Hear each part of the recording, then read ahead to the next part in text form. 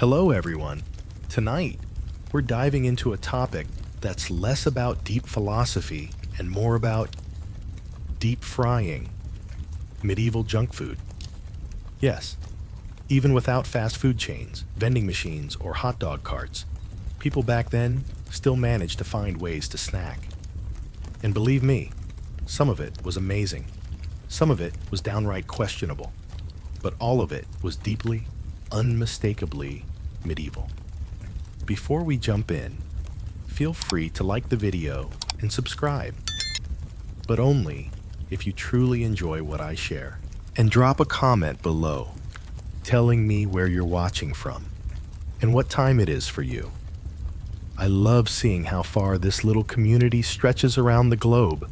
Now, dim the lights, turn on a fan for that cozy background hum, and let's ease into tonight's journey.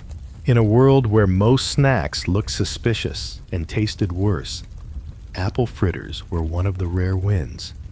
Sweet, hot, and slightly dangerous. Just like every bold decision in medieval times, these golden little discs were basically the medieval version of donuts, minus the frosting and with zero food safety standards. So what went into them? Apples, of course, but not the big, shiny supermarket kind. Think small, tart, misshapen fruit growing behind the alehouse, maybe even stolen from a neighbor's tree. The apples were chopped up, tossed into a rough batter made of flour, eggs, and sometimes ale, because water back then was like rolling the dice, while ale just made people happier.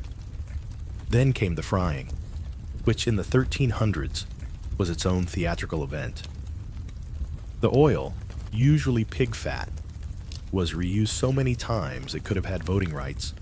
It gave flavor, if we're being generous. Still, the final result was hot, crispy, and weirdly addictive.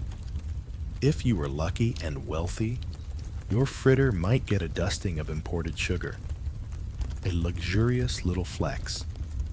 For everyone else, a drizzle of honey or spiced syrup would do the trick. Either way, it was sweet enough to make you forget the cabbage-heavy dinner waiting at home. Fritters were street food.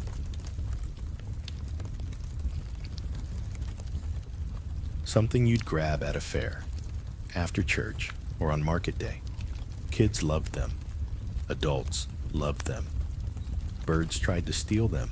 They were quick, fun, and indulgent enough to lift your spirits. Sure, sometimes they were overcooked. Sometimes the apples were more sour than sweet. Sometimes the batter felt like it had a secret. But when they were good, they were really good. One bite, and suddenly, medieval life didn't seem so bad. If apple fritters were the donuts of the Middle Ages, then cheese curds were kind of the popcorn. Small, slightly squeaky, and wildly inconsistent. They didn't melt. They didn't stretch. Honestly, they didn't do much at all, which was what made them great. Let's be honest. Medieval cheese wasn't made to look good on Instagram. It was made quickly, eaten quicker, and expected to survive long travels, shady storage, and maybe even a goat stepping on it. Cheese curds were baby cheese. The fresh bits, formed before the wheel, hardened into something you could use to build a house. These dairy nuggets came from separating milk into curds and whey using rennet, which sounds elegant until you realize it came from the stomach lining of baby animals. Still, it worked. The curds were lightly pressed, salted, and eaten. Sometimes soft, sometimes rubbery, sometimes squeaking against your teeth like they had feelings. But they were filling, portable, and oddly satisfying. And in an era where snacking meant stale bread or cold broth, curds felt like a treat. Monks loved them. Travelers packed them. Kids ate them like candy, assuming the cows had behaved that week. You could fry them, crumble them into stews, or just munch them by the handful while pretending you didn't smell like a barn. Unlike many medieval dishes, cheese curds didn't need a feast or a holy day. They were always there, comforting, familiar, and mildly chewy, like that quiet friend who never shows off, but always shows up when things go sideways. Did they sometimes taste a little off? Sure, freshness was a spectrum in the Middle Ages, but with enough salt and enthusiasm, most people didn't complain. Besides, in a world without refrigeration, your standards naturally adjust. So no, cheese curds weren't glamorous, but they were simple, hearty, and just indulgent enough to count as a treat. In a pinch, they were also excellent for bribing cats and small children. Turnips are not dessert. Let's just start there. But in the medieval world, where sugar was expensive, apples weren't always in season, and creative desperation was a major food group. Someone somewhere looked at a turnip and thought, what if this were pie? And so the turnip pie was born. Now, to be fair, it wasn't always awful. Sometimes it was even kind of good. Think mashed turnips, hopefully tender, blended with a bit of egg, maybe some honey or dried fruit if the cook was feeling generous, then baked inside a sturdy crust made of flour, water, and ambition. The result?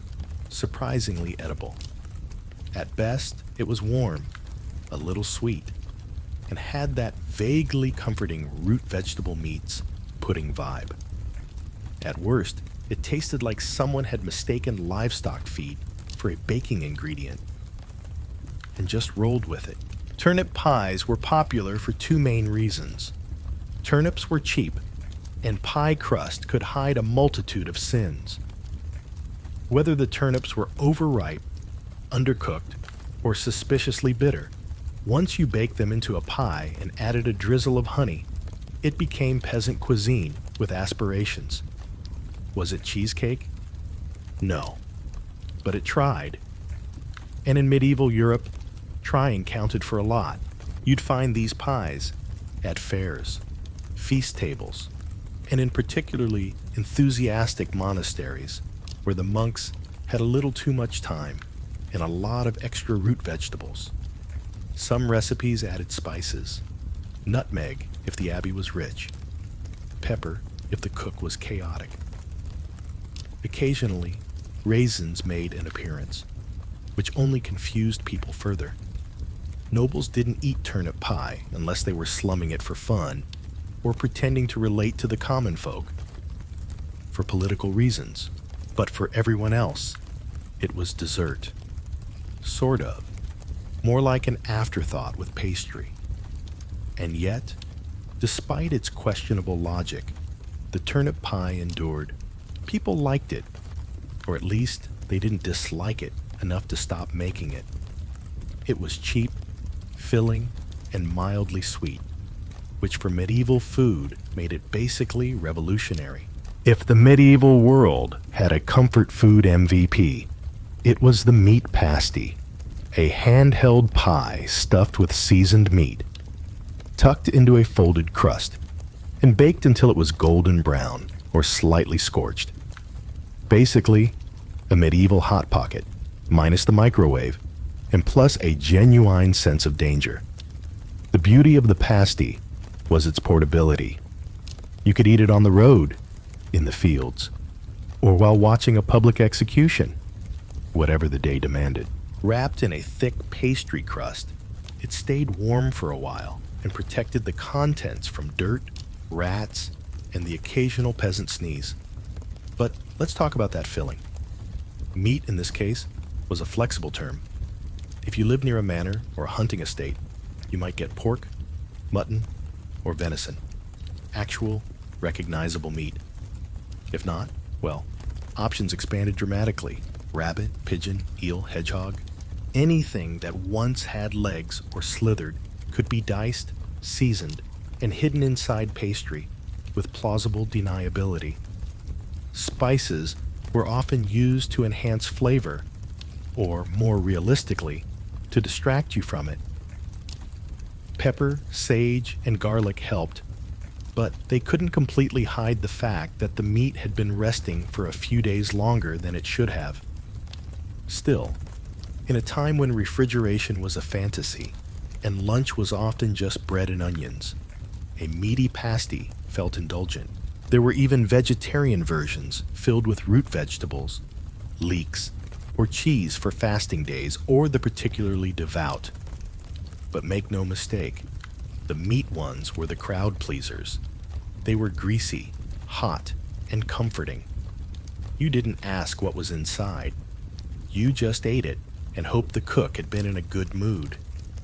And in case you're wondering, yes, people sometimes marked the crust with initials or symbols to claim ownership, especially among miners and laborers.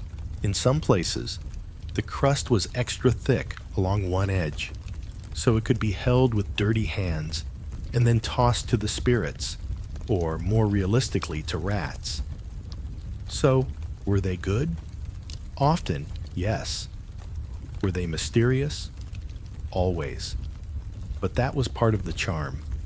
You didn't eat a meat pasty to feel safe. You ate it because it tasted good, and you were ready to accept the consequences. In a world where brushing your teeth meant rinsing with wine and hoping for the best, candied fennel seeds were the closest thing medieval folks had to breathe mints. Tiny, sugary, and vaguely herbal, they were part treat, part digestive aid, and part dental hazard, all wrapped up in a single, oddly satisfying crunch. These little seeds were typically coated in a hard shell of sugar, which was no small feat. In the Middle Ages, sugar had to be imported, boiled, beaten, and poured by hand, meaning someone somewhere really believed in the potential of these tiny snacks. They were especially popular in noble households, where guests might be handed a small dish of them after dinner to freshen the mouth, and probably to distract from the mutton still clinging to their murs. Flavor-wise, fennel seeds had a strong licorice-like bite. You either loved them or politely swallowed them whole and nodded in gratitude. The sugar coating helped, but there was always that unmistakable herbal kick, the kind of thing that makes you feel both fancy and slightly confused. Candied seeds also had a job to do: digestion. People believed fennel helped settle the stomach, especially after a heavy meal involving 3 types of bird and an alarming amount of mead.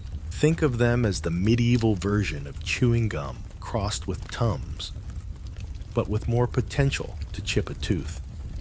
And yes, they were hard. Like crack your myrrh if you're too confident. Hard. You didn't chew candied fennel seeds casually. You tested one first, gently, bit down, slowly listened for cracking sounds, then committed. It was a risk-reward situation every time. While the rich popped them like medieval tic-tacs, common folk occasionally got their hands on knockoff versions, usually involving honey, crushed herbs, and vague optimism. Not quite the same, but good enough to pretend. In the grand lineup of medieval junk food, candied fennel seeds were small, but mighty. They didn't fill your belly, but they left a pleasant taste in your mouth and gave the illusion of refinement, even if you were covered in mud and still had goose grease on your tunic. If medieval desserts had a golden child, it was the honey cake. Sweet, dense, and prone to sticking to everything except your expectations. Honey cakes were what happened when bakers got ambitious and sugar was still locked in a castle treasury. Honey was the sweetener of the people. Assuming those people had bees, access to bees, or weren't afraid of climbing trees and getting stung in the face, these cakes were usually made with flour, water, and generous spoonfuls of honey. Or at least, what passed for spoonfuls in an era where spoons were mostly used to fight off siblings. The result? A firm, chewy slab that could either be a delightful snack or a makeshift doorstop, depending on how long it had been sitting near the hearth. Spices were sometimes added if the household was feeling wealthy or showing off. Nutmeg, cloves, or cinnamon could give the honey cake a bit of flair. And by flair, we mean the ability to cause an entire village to talk about your recipe for a week. Dried fruits were also tossed in if they hadn't been stolen by the local children or turned into wine. Honey cakes were popular at feasts, festivals, and weddings, mostly because they could be made ahead of time, didn't spoil quickly, and could survive being dropped on the ground, stepped on, or thrown at someone in a mild food fight. They were also used as gifts, bribes, and occasionally passive-aggressive statements. Here, I made this for you. It's sweet, unlike your personality. Structurally, they weren't what you'd call delicate. Many resembled compact bricks. Slicing them required a sturdy knife and the quiet hope that no one was watching you struggle. Eating them was easier. Just don't expect a fluffy bite. These cakes were built for medieval life. Tough, durable, and coated in enough sticky honey to make your hands feel like you lost a battle with a beehive. But they were satisfying. They tasted like warmth and indulgence. Like the rare moment you weren't chewing salted barley or chasing rats out of your cupboard. They were joy wrapped in sugar with just enough chew to count as cardio. Fried fish skin cracklings, possibly the most unexpectedly delightful snack to emerge from a culture that also thought eel pie was a good idea. These crispy, salty little strips weren't glamorous, but they were efficient. Waste not, want not, especially when you're working with a fish that frankly smells like it's judging you. Let's be honest, no one set out to invent this. More likely, some thrifty cook was left staring at a pile of discarded fish skins and thought, what if we just fried it? A splash of hot fat later, and history was made, or at least something vaguely edible was born. Fish skin was plentiful, especially in coastal towns or near rivers where herring, cod, or whatever had been pulled out of the water was processed on site. The meat went to the stew pot, the heads went to the cat, and the skin that got thrown into a pan of bubbling oil and sizzled into submission. The result was surprisingly addictive. A thin, crispy snack that crunched like a dried leaf, but tasted like concentrated ocean. A pinch of salt elevated the experience. A hint of garlic or herbs. Well, now you were flirting with culinary excellence. These cracklings weren't just tasty. They were practical, lightweight, non-pea perishable-ish, and high in fat. Exactly what a medieval body craved after a day of hauling firewood or defending sheep from someone else's sheep. Soldiers packed them. Sailors lived off them. Peasants sold them outside taverns for a few coins. And the satisfaction of feeding drunk people something louder than their conversation. Did they sometimes still have scales? Yes. Did they occasionally curl into weird shapes that made you question your life choices? Also, yes. But by medieval standards, they were downright elegant, crispy, flavorful, and unlikely to give you dysentery. The only real drawback? Smell. These things could announce their presence from 3 huts away. If you fried a batch indoors, your home would smell like Poseidon's laundry for a solid week. But you'd be forgiven because they tasted good. When life gave you stale bread and warm beer, You didn't cry. You made the most medieval snack imaginable. Bread soaked in ale. Known variously as soups or trench toast, this humble creation was the original comfort food. Think French toast, but without the eggs, sugar, cinnamon, or joy. Here's how it worked. You took yesterday's bread, the kind that could double as building material, and dunked it into a bowl of ale.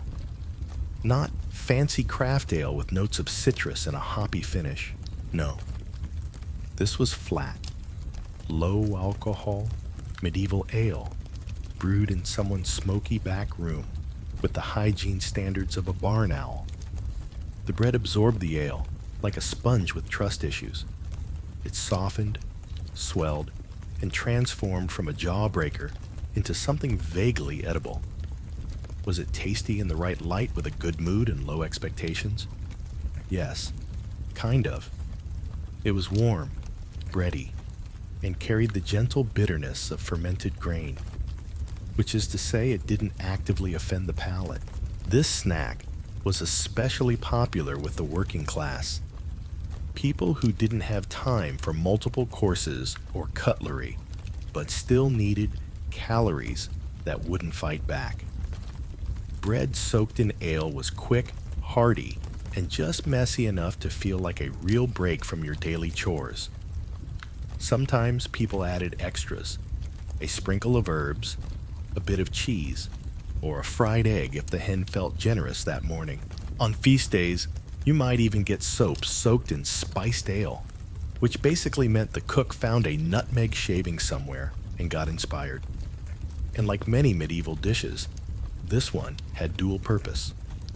Not only was it food, it was also a way to stretch ingredients. Bread too stale to chew? Just soak it.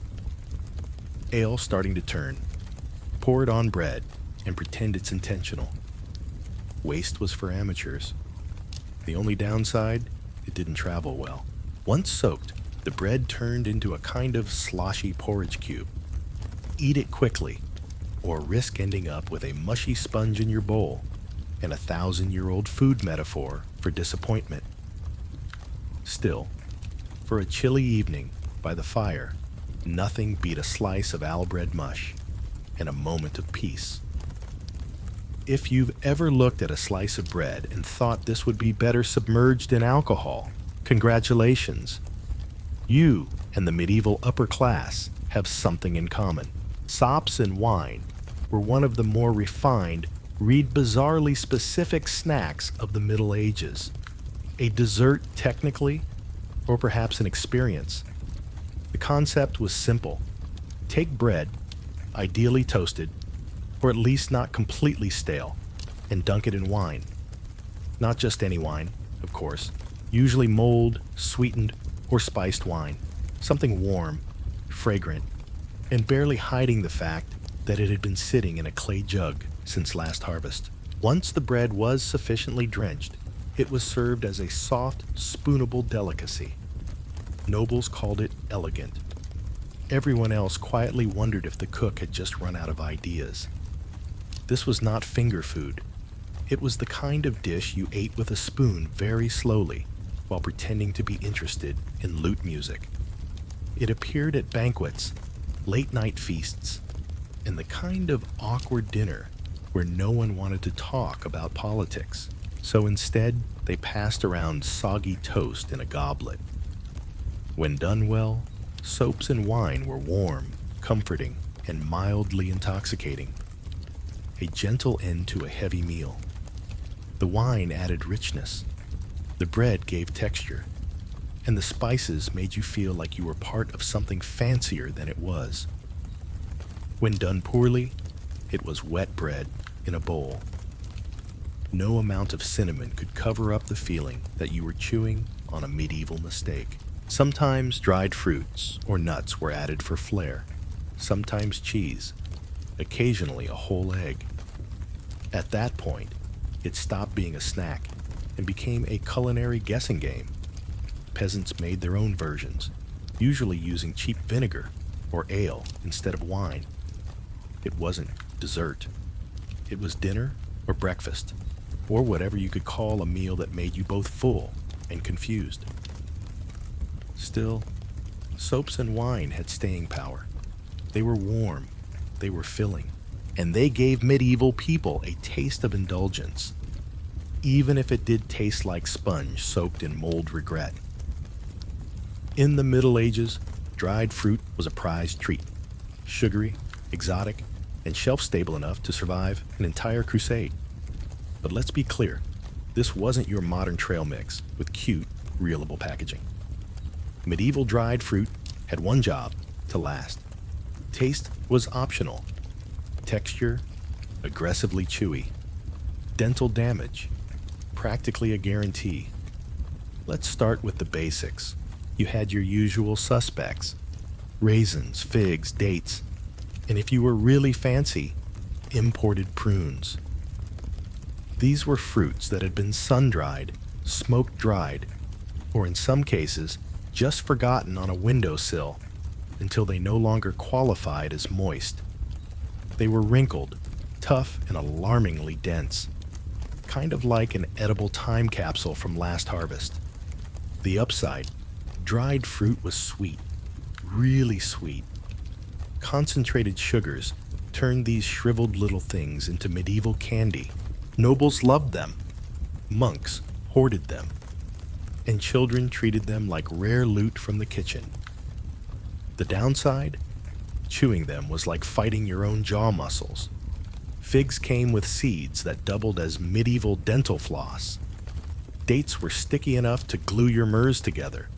Raisins stuck in your teeth for hours. There was no such thing as snacking quietly. Still, dried fruit had its moments. It was used in pies, added to porridge, or chopped up and thrown into honey cakes to create the illusion of variety. Rich folks might wrap them in pastry, drizzle them with rose water, or soak them in wine like they were trying to impress a guest from Florence. For commoners, getting your hands on dried fruit was a special occasion, usually a holiday, a wedding, or the one day a year someone remembered you existed. When that happened, you'd eat it slowly, respectfully, possibly while hiding in the barn so you didn't have to share. Storage was easy.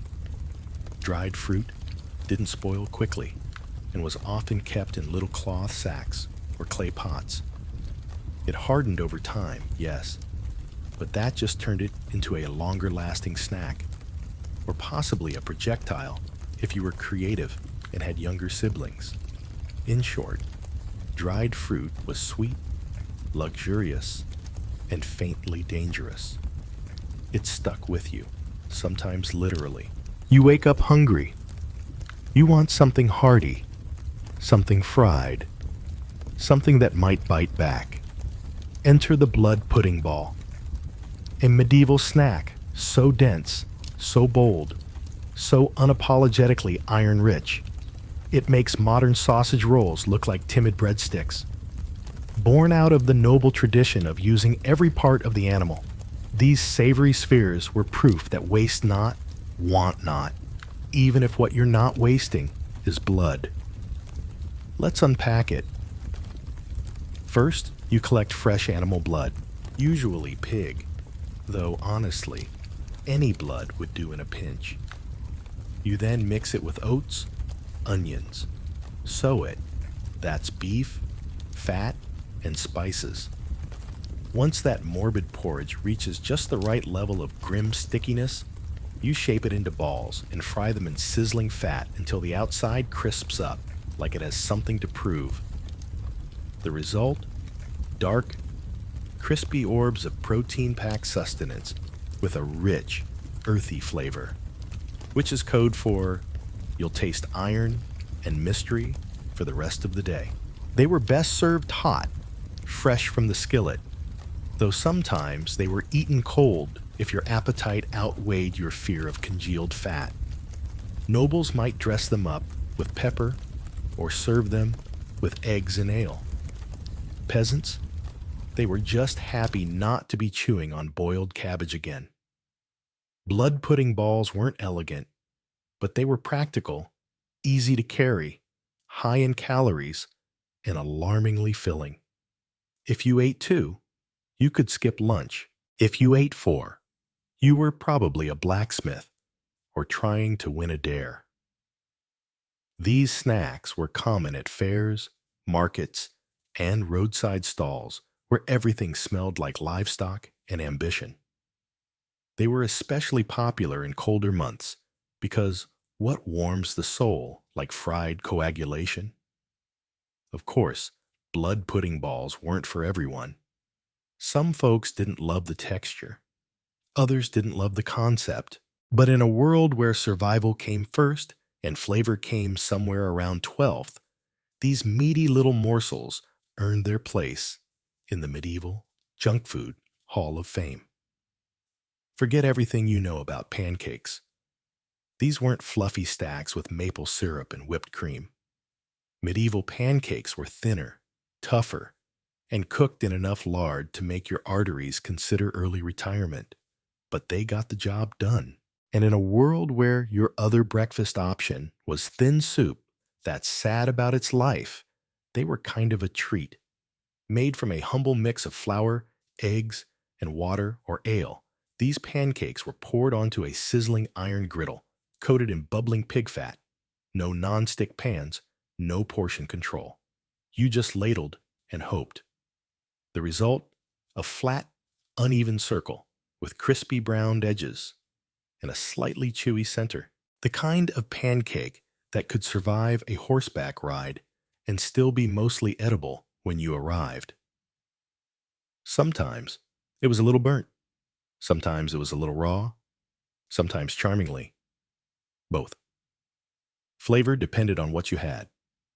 A splash of ale added a nice tang. A spoonful of honey, luxurious. A sprinkle of herbs or onions, adventurous.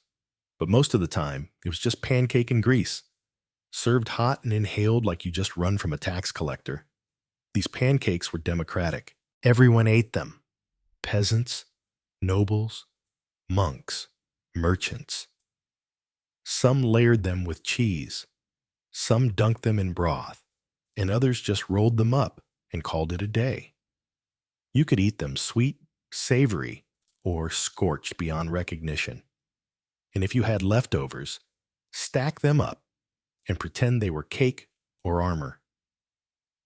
They were especially popular during Lent and other fasting days when meat was off limits. Pancakes became a loophole, fried, filling, and somehow both humble and indulgent. Plus, they made excellent vessels for disguising other ingredients that had no business being in your mouth. And while they might not have been beautiful, medieval pancakes had staying power. They didn't need praise. They just needed a hot pan and a willing stomach. Somewhere between a snack and a sacrament, we find the medieval wafer. A thin, crisp, suspiciously light biscuit that danced the line between dessert and dental challenge. Wafers were everywhere, outside churches, at village fairs, in the hands of monks, and occasionally floating in your soup like a flat holy crouton. Let's clarify. We're not talking about chocolate-dipped, cream-filled delights. Medieval wafers were made of flour, water, eggs, and not much else. If you were feeling fancy, you could add a dash of honey or rosé water, but most stuck with the basics. Thin batter poured onto hot metal wafer irons pressed between two scorching plates like a medieval panini press. The result? Something that looked like it belonged in a communion ceremony and tasted like crispy paper with ambitions. Wafers were popular because they were portable, fast to make, and best of all, they could be sold in massive quantities for a tidy profit. Vendors would set up outside churches on feast days, waving stacks of warm wafers at the faithful as they left Mass. Buy now, sin later was not the slogan, but it was the general vibe. They were often shaped with religious symbols, floral patterns, or the vague imprint of a saint's face depending on the iron mold and how tired the baker was. These designs didn't enhance the flavor, but they did give you something to stare at while chewing thoughtfully and pretending you weren't disappointed. Structurally, wafers were delicate. They cracked if you looked at them wrong and shattered if you tried to break them cleanly. Storing them was a challenge, transporting them even more so, which made eating them outdoors a high-stakes affair involving crumbs, wind, and regret. Still, they were beloved, light, crispy, and vaguely celebratory. Wafers were the medieval version of treating yourself without completely wrecking your digestion or your wallet. For nobles, they came stacked with fruit or layered with soft cheese. For everyone else, they were sold by the dozen in street stalls and eaten immediately before they disintegrated into edible confetti. Suck it. Even the name sounds sticky. This medieval treat was essentially fruit that had been boiled into submission, drowned in syrup, and sealed in a jar like a sweet little hostage. Think candied oranges, dates, or ginger coated in enough sugar to make your teeth tingle, and your conscience whisper, you shouldn't be eating this. But you did, because it was delicious and probably imported. And also, you didn't have much else. Suck. It wasn't for the everyday peasant chewing his seventh onion of the week. No, this was elite tier snacking, the kind of indulgence served in noble halls, or gifted by the wealthy to say, I like you, but not enough to give you land. Sugar was expensive, and fruits weren't always in season, so suck it was reserved for special occasions, like weddings, or royal visits, or Wednesday, if you were outrageously rich and out of control. The preparation process was ambitious. First, you'd boil the fruit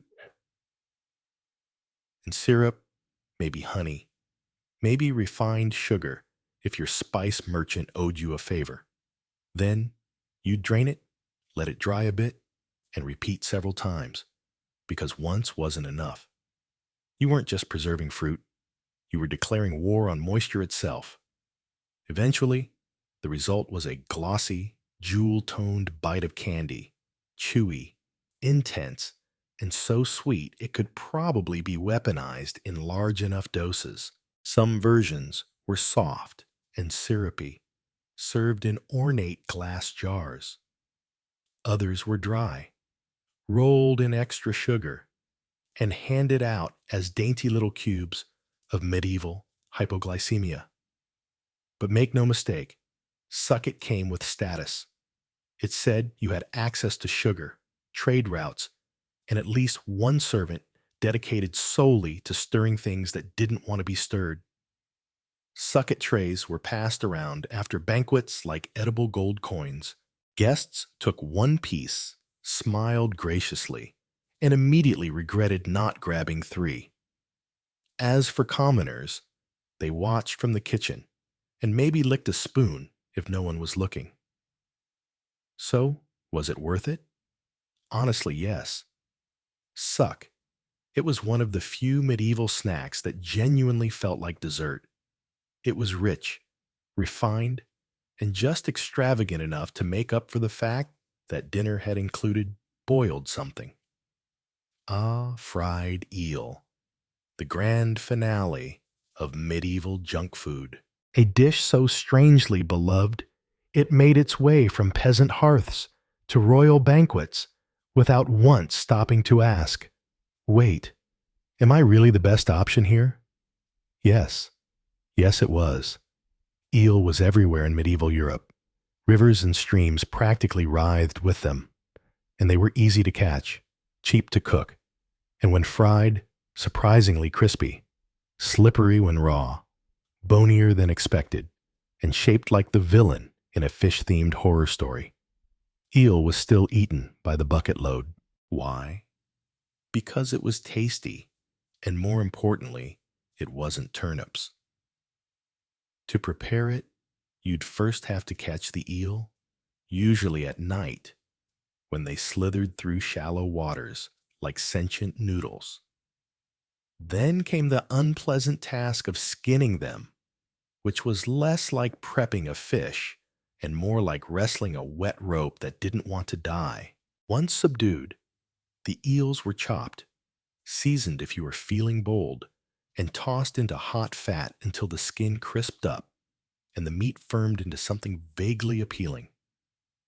The finished product, a crunchy, savory bite with a rich, slightly oily flavor, like if calamari and chicken had an identity crisis in a tavern kitchen.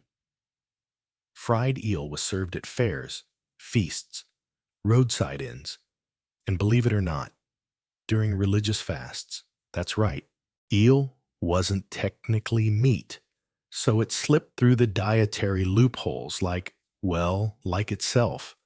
Monks ate it, nobles flaunted it, kings had it stuffed into pies and paraded across banquets like the serpent it always wanted to be. Sure, it had bones, lots of them, and yes, it occasionally wriggled long after death. But if you could get past that and the haunting feeling that you were eating a villain from a cautionary folktale, fried eel was genuinely delicious. Crispy skin, tender inside, and just greasy enough to make you feel like you were living a little too dangerously for a Wednesday afternoon. Today it might seem bizarre. Back then, it was a delicacy, a slippery little miracle that kept bellies full and menus weird. In the ancient world, Mesopotamia stood at the crossroads of mystery and mythology, and nowhere was this more evident than in how they viewed dreams.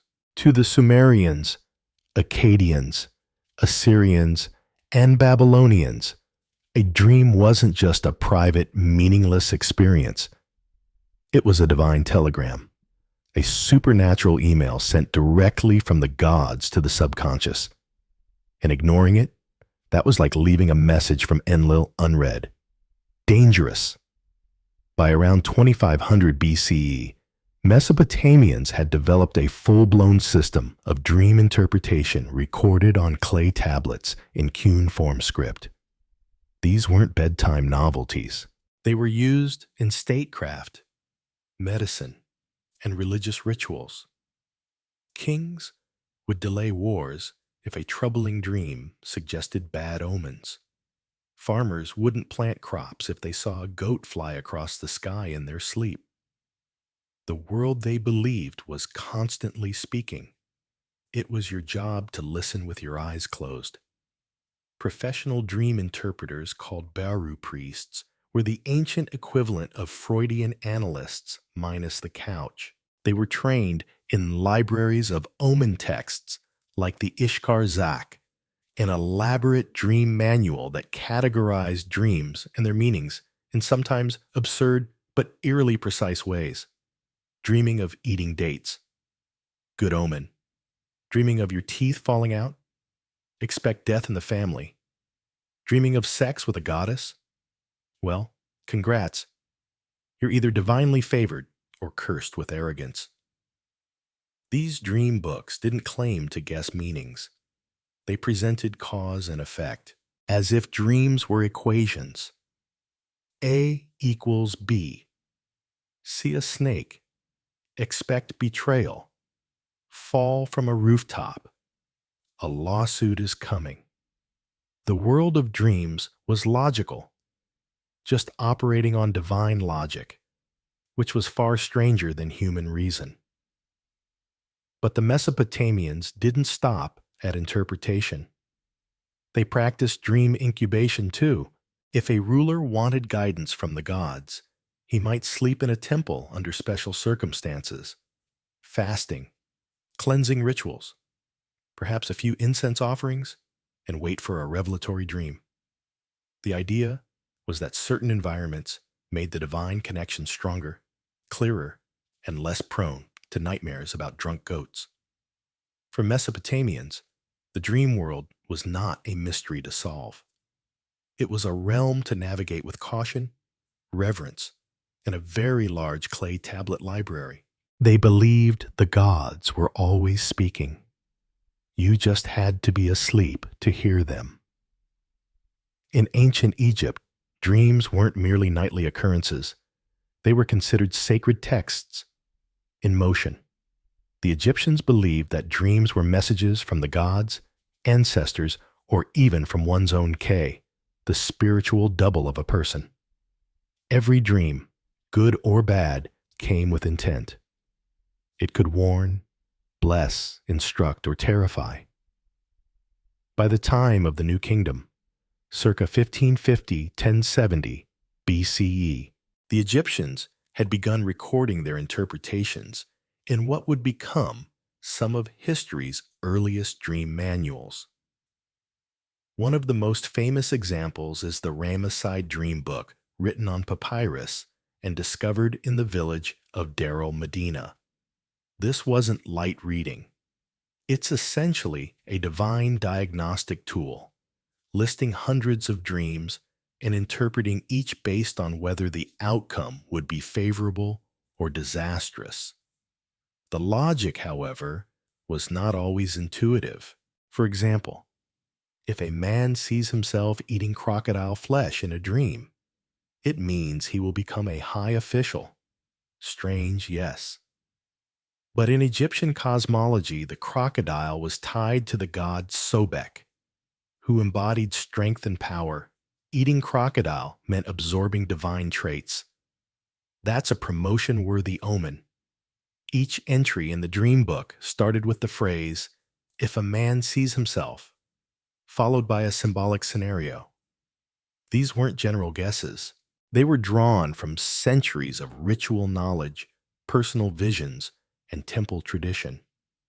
And the interpretations were often binary, marked as good or bad in red and black ink. If your dream was classified as bad, it was time to light some incense and beg a priest to intervene.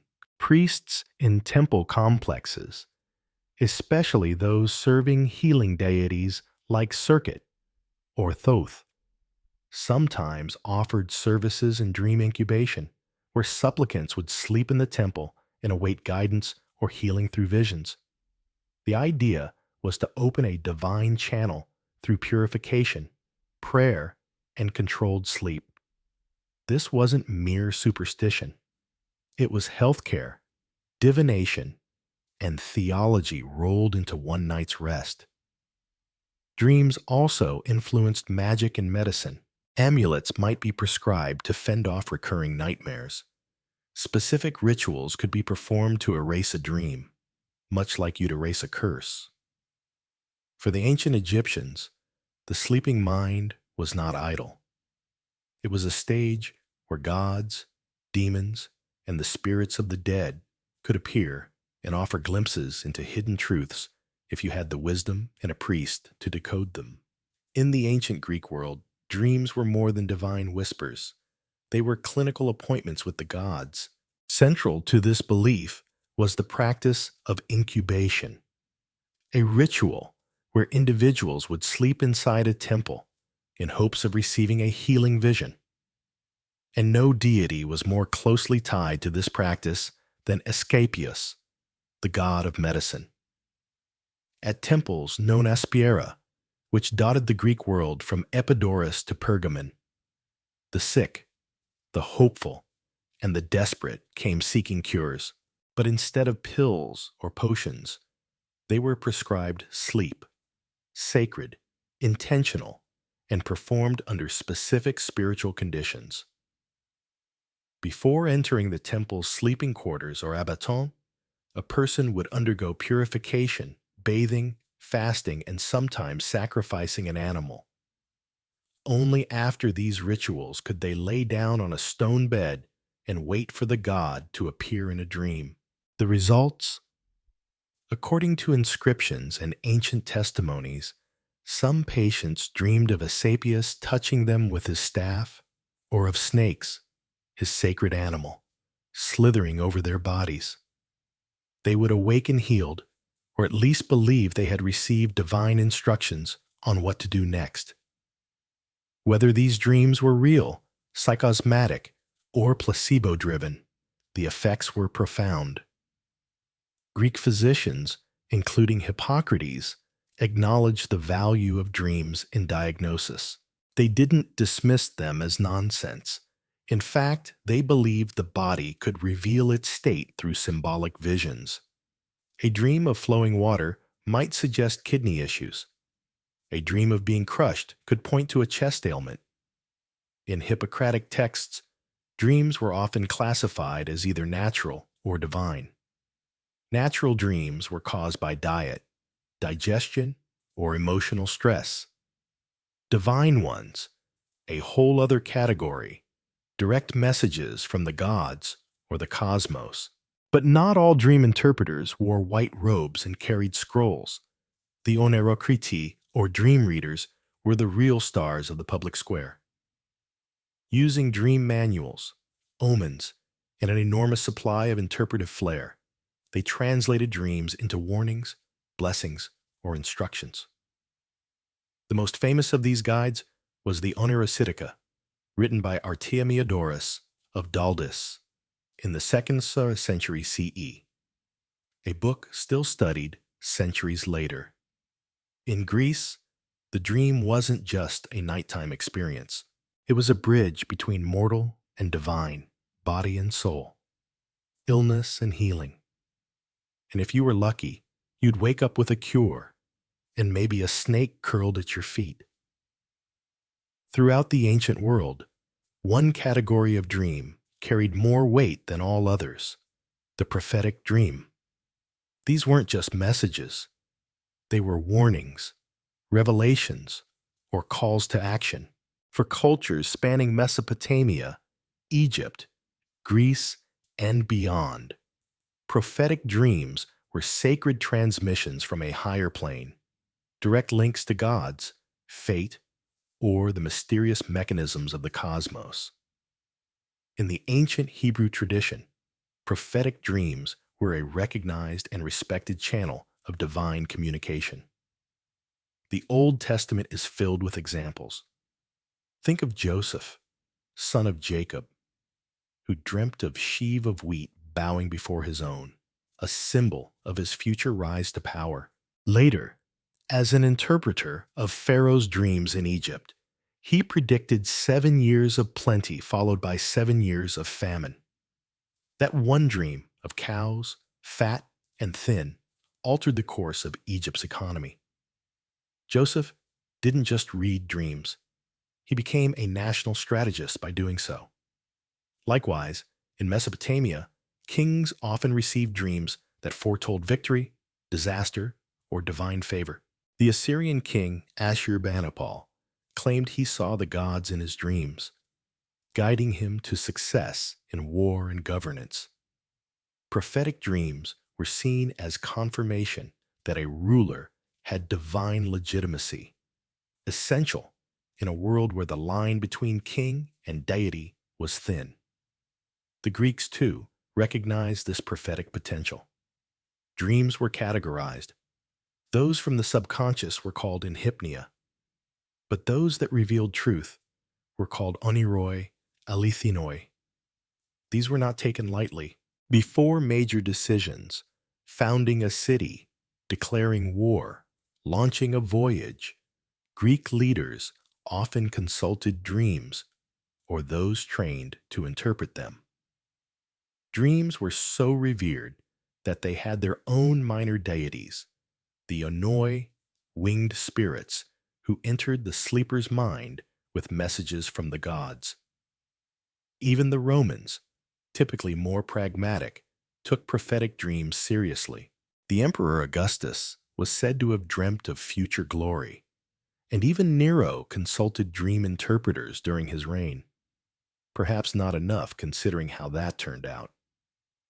The Roman general Scipio Africanus, before defeating Hannibal, reportedly had a dream of victory sent by the spirits of his ancestors. In ancient societies, prophetic dreams weren't side notes.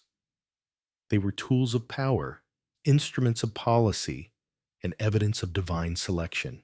The fate of nations, the health of empires, and the rise of legends often began with something as simple as a whispered vision in the dark. While Greek Asclepian temples are the most famous, ancient dream incubation was not exclusive to Greece. In Anatolia, modern-day Turkey, dream healing thrived in a rich blend of Hittite, Phrygian, and later Greco-Roman traditions, with temples and sacred sites dedicated to facilitating contact with divine forces through sleep. The most fascinating example comes from the cult of Men, a Phrygian lunar god associated with healing cycles and naturally dreams. His temples often sat on hills facing the night sky, as if positioned to catch lunar messages beamed down into the dreams of supplicants. People suffering from physical ailments, spiritual unrest, or uncertainty about their futures would come to these shrines to practice incubation, ritual sleep, with the hope of receiving a curative or guiding dream. The process was similar to what we saw in Asclepian practices, but Anatolian incubation had its own twists. Worshippers would sometimes walk labyrinth paths or sleep beneath celestial carvings, believing their proximity to sacred geometry would focus divine messages. Music, incense, and chant were often used to tune the sleeper's mind to the divine frequency. This wasn't sleep for rest, it was sleep as spiritual reception. Texts from the region also mention dream priests, spiritual specialists trained to guide and interpret these visions. Some would even see dreams, suggesting imagery or symbols before sleep to shape the encounter. For example, someone wanting a vision of their future child might sleep with a carved fertility idol under their pillow.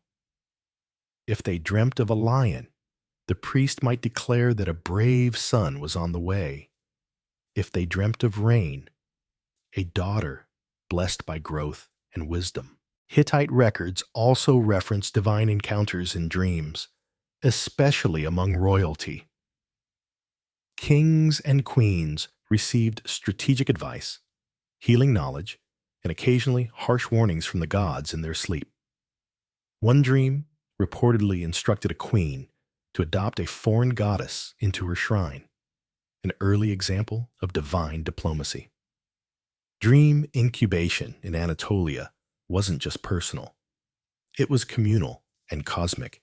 Pilgrims traveled long distances, often forming temporary healing communities bound not by blood, but by shared vulnerability and hope. And through sleep, they believed the gods could reset the course of their lives.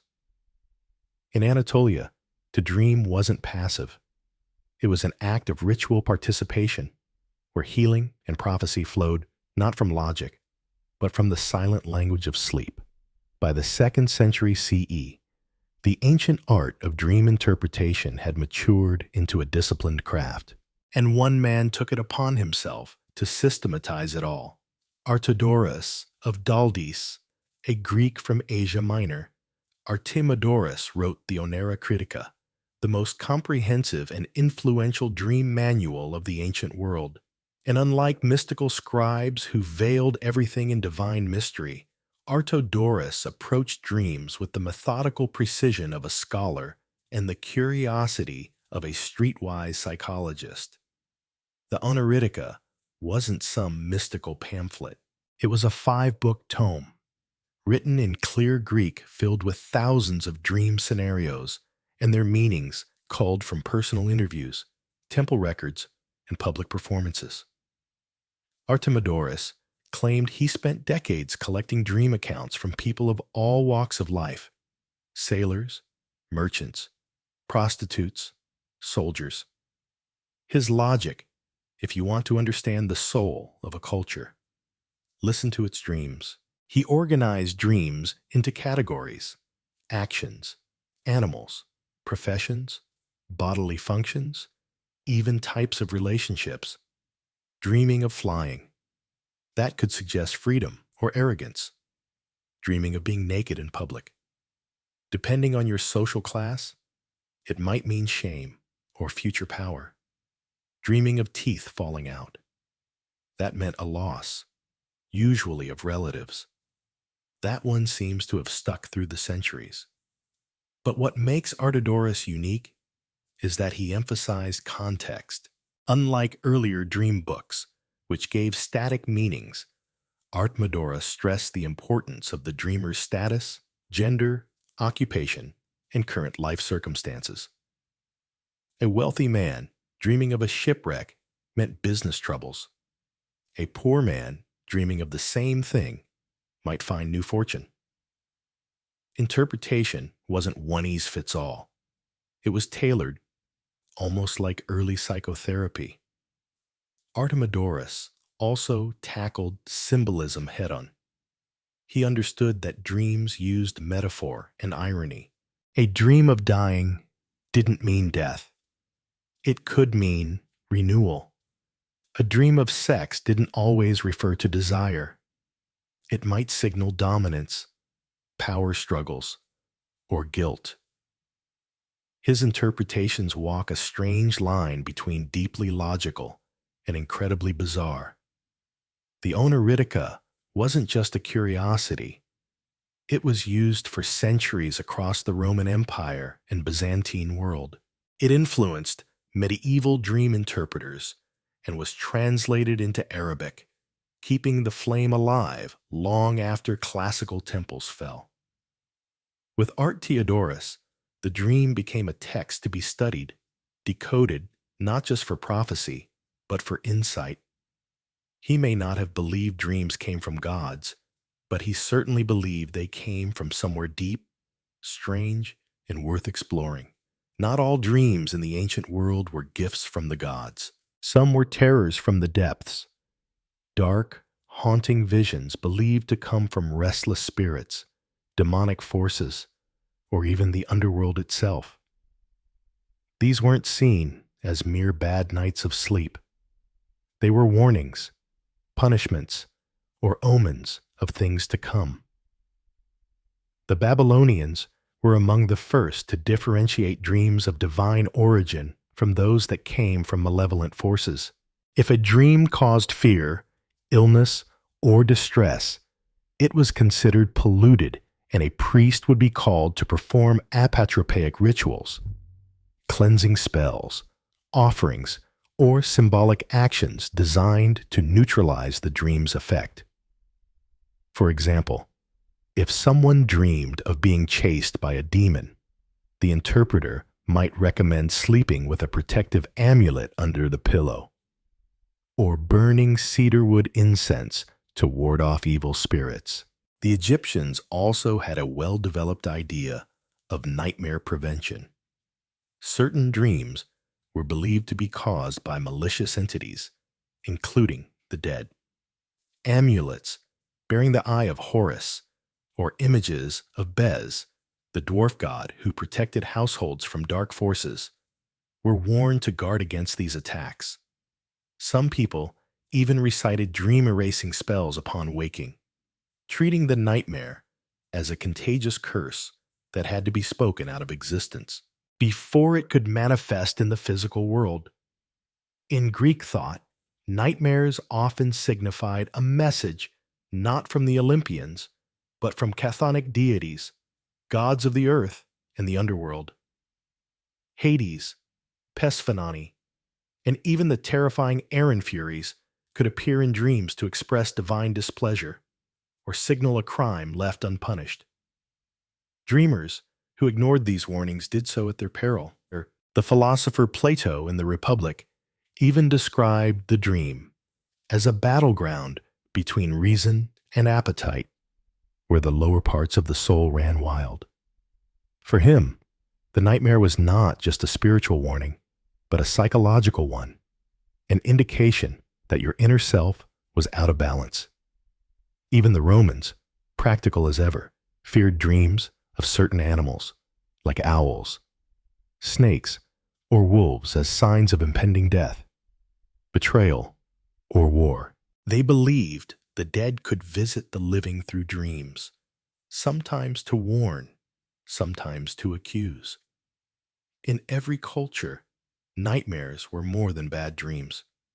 They were seen as cosmic red flags, reminders that the seen and unseen worlds were always connected, and that even in sleep, there was no true escape from fate.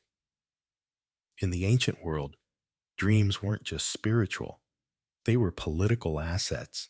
Rulers, priests, generals, and prophets often weaponized dreams to justify decisions, sway public opinion, or consolidate authority. When the gods spoke in sleep, those in power were quick to say, "They spoke to me."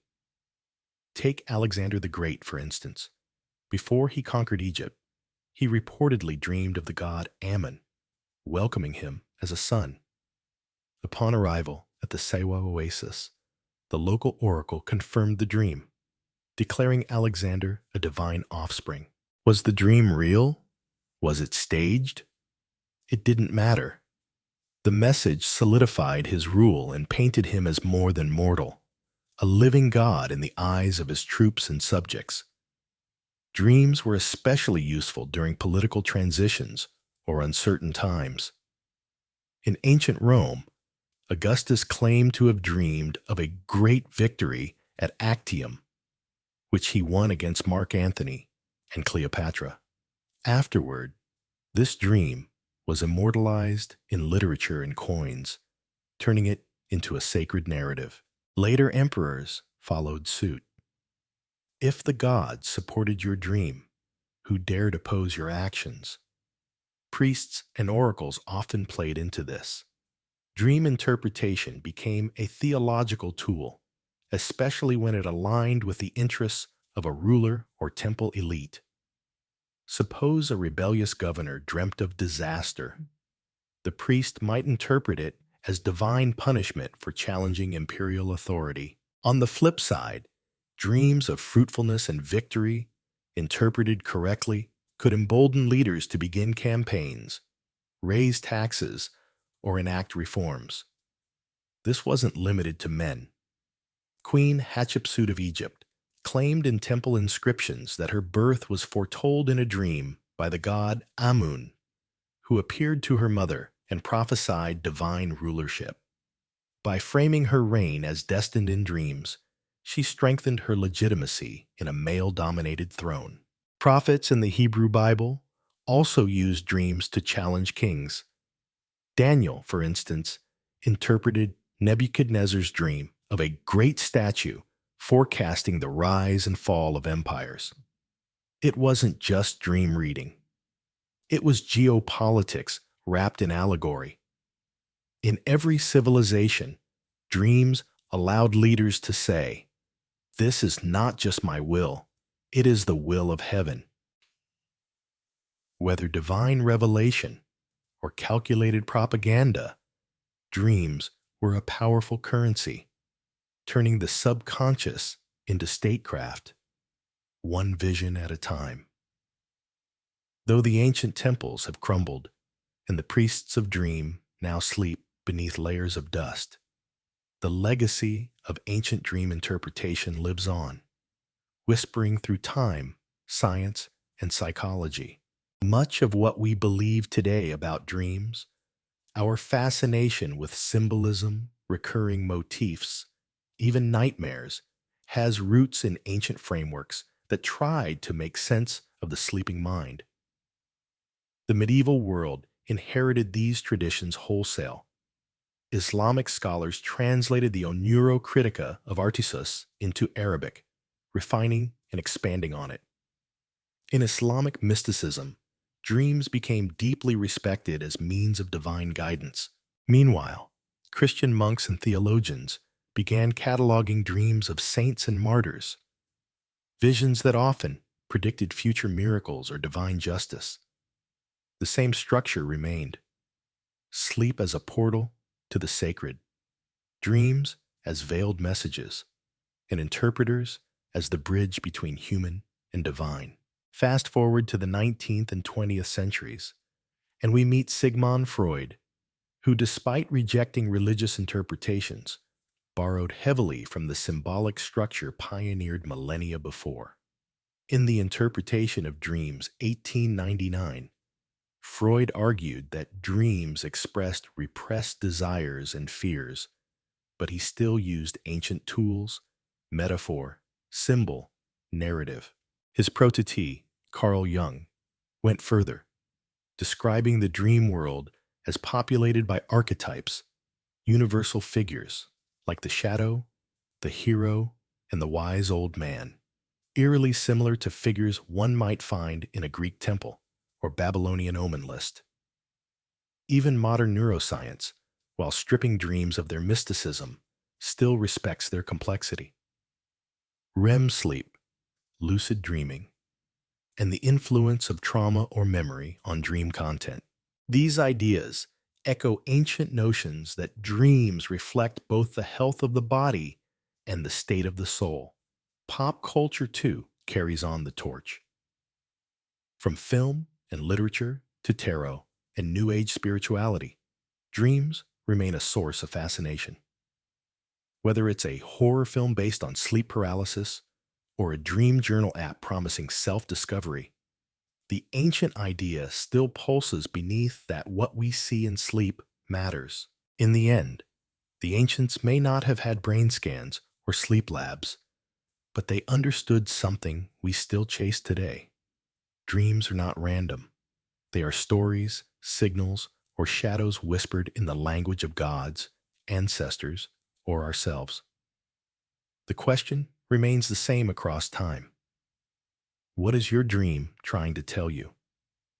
In the mid-9th century, the United States was a country stretching at the seams. By 1860, California had been a state for a full decade, but it often felt more like a distant cousin than a sibling.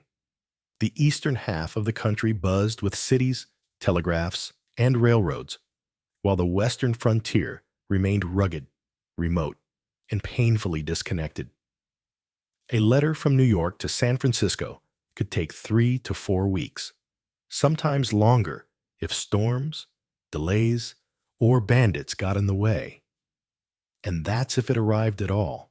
Mail routes at the time were as convoluted as they were inefficient. The most common path involved ships carrying mail down the Atlantic across the Isthmus of Panama, then back up the Pacific coast, a journey filled with delays, tropical diseases, and logistical nightmares. Meanwhile, the overland route via stagecoach was slow, perilous, and frequently bogged down by muddy trails, snowbound passes, or attacks from outlaws and hostile terrain. This lag wasn't just an inconvenience, it was a political problem. The federal government worried that California, increasingly isolated, might drift away in spirit or loyalty. In an era where secession was already on the horizon, maintaining unity across the continent was not just ideal, it was urgent. Entrepreneurs and visionaries began floating bold solutions. None bolder than the idea of creating a central relay system, using the one thing the American West had in abundance: open land and fast horses. If skilled riders could gallop across the country in shifts, swapping horses at stations every 10 to 15 hours, maybe, just maybe, they could cut delivery time from weeks to just 10 days. It was an insane proposal. The route would be nearly 2,000 hours from St. Joseph, Missouri to Sacramento, California. It would cross mountains, deserts, rivers, and territories that had barely been mapped. There would be extreme heat, freezing nights, and the ever-present danger of ambush. But if it worked, it would be the fastest communication line between East and West. The problem was clear. America was expanding faster than its infrastructure. And so, with a mix of desperation, ambition, and pure frontier daring, a solution galloped into history. One saddlebag at a time. The Pony Express was about to be born. The Pony Express didn't just materialize out of the dust. It was the brainchild of three ambitious businessmen from the freight and stagecoach firm Russell, Major, and Weddell. Based in Missouri, the trio, William H. Russell, Alexander Major, and William B. Weddell, were already veterans in the overland shipping world. Their company was responsible for hauling freight and government supplies across the wild frontier. But in 1860, they set their sights on a far more radical goal: speeding up mail delivery to California in the shortest time possible. At the time, Russell, in particular, was feeling the pressure. His reputation was on the line due to financial scandals and failed ventures. He saw the Pony Express not just as a patriotic service, but as a personal redemption arc, a way to restore his name and gain favor with the government. If they could prove their relay system worked, they hoped to land a lucrative federal mail contract. Alexander Major brought the logistics brain. A devout and meticulous planner, he demanded discipline from his employees, even requiring riders and station masters to swear oaths against drinking and cursing. He also developed a highly structured system for the express.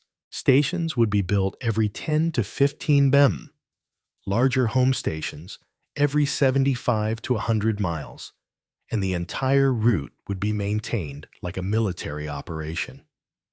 William B. Weddell, the quietest of the trio, provided the legal and financial backbone, while Russell was the salesman and Major the operational genius. Weddell kept the books and ensured the company stayed afloat, at least for a while. Together, the three poured hundreds of thousands of dollars into the venture. They bought over 400 horses, hired more than 80 riders, and built roughly 190 stations across the most remote parts of the frontier. They knew it was a gamble, and they knew the route would be grueling. But they also knew that whoever solved the communication crisis would earn a permanent place in American history. And so, without any government funding, they launched the service themselves. It was a bold move, financially reckless, logistically insane, and yet deeply symbolic of American grit.